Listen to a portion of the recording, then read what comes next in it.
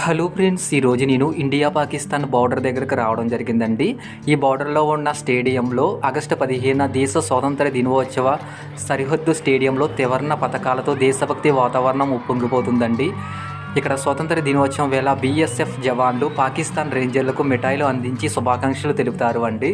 భారతదేశం వైపు ఉన్న గ్రామం పేరు అటారీ, పాకిస్తాన్ వైపు ఉన్న గ్రామం పేరు వాగా. సంయుక్తంగా దీన్నే అటారీ వాగా బార్డర్ అని చెప్పేసి పిలుస్తారు. ప్రతిరోజు వేలాది మంది పర్యాటకులు ఈ వేడుకను వీక్షించడానికి వీలుగా ఇరు దేశాల సరిహద్దు గేట్ల వద్ద భారీ ఓపెన్ ఎయిర్ గ్యాలరీలు నిర్మించారు అండి.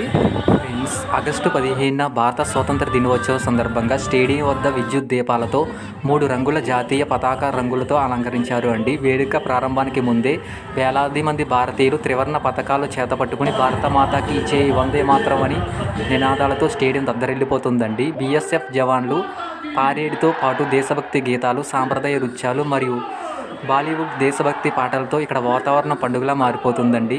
సరిహద్దు గేట్లు తెరిచినప్పుడు ఇరువైపుల సైనికులు బూట్లను గట్టిగా నేలకేసి కొడుతూ కాళ్ళను పైకెత్తుతూ చూపే శౌర్యం మరియు గంభీరమైన హావభావాలు వీక్షకులను మంత్రముగ్ధులను చేస్తాయి అండి. సూర్యాస్తమయం సమయంలో ఇరు దేశాలు జాతీయ జెండాలను అత్యంత సమన్వయంతో గౌరవపూర్వకంగా కిందకి దించి గేట్లను మూసివేయడంతో ఈ వేడుక ముగుస్తుందండి.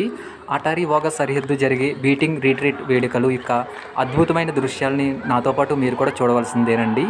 అమృత్సర్ దగ్గరలో ఇండియా పాకిస్తాన్ బార్డర్ స్టేడియం ఉంటుంది. పంజాబ్ రాష్ట్రంలోని అమృత్సర్ నగరానికి పశ్చిమ దిశలో ఉన్న అటారీ వాగు సరిహద్దు ఉంటుందండి. అమృత్సర్ నుండి ఈ బార్డర్ స్టేడియం 30 కిలోమీటర్ దూరంలో ఉంటుంది. ఈ కవాతును చూడడానికి ఎలాంటి ప్రవేశ రుసుము లేదు అండి, పూర్తిగా ఉచితంగా మనం చూడవచ్చు. సరిహద్దు గేట్లు ఉదయం 10 గంటల నుండి సాయంత్రం 4 గంటల వరకు తెరిచే ఉంచుతారు. కావత్తు వేసవిలో అయితే సాయంత్రం 5:15కి మొదలవుతుందండి. శీతాకాలంలో అయితే 4:15కి ప్రారంభమవుతుంది. ఫ్రెండ్స్, మీరు నా వీడియోని పూర్తిగా చూసిన తర్వాత లైక్ చేసి, కామెంట్ చేసి, సబ్స్క్రైబ్ చేసి నాకు సపోర్ట్ చేయండి ఫ్రెండ్స్. ప్లీజ్ సబ్స్క్రైబ్ మన YouTube channel R R Godavari Telugu. వారు తమ ప్రాణాలను లెక్క చేయకుండా దేశం కోసం పోరాడుతూనే ఉంటారు. శరీరం మంచుగడ్డ కట్టి శీతల వాతావరణంలో కూడా వారు విధులు నిర్వహిస్తారు అండి. అందుకే మనం ఇంత ప్రశాంతంగా నిద్రపోతున్నాము. భారతదేశ రక్షణ కోసం ప్రాణాలు అర్పించిన జవానులకు నివాళాలు అర్పించడమే ప్రతి పౌరుడి కనీస బాధ్యత అండి. వారి నిస్వార్థ సేవలను స్మరించుకుంటూ నివాళాలు అర్పించడమే వారి కుటుంబాలకు మరియు దేశానికి మనం ఇచ్చే గౌరవం అండి. ఫ్రెండ్స్, నేను నా వీడియోని పూర్తిగా చూసిన తర్వాత లైక్ చేసి, కామెంట్ చేసి, సబ్స్క్రైబ్ చేసి నాకు సపోర్ట్ చేయండి ఫ్రెండ్స్. ప్లీజ్ సబ్స్క్రైబ్ మన YouTube channel R R Godavari Telugu.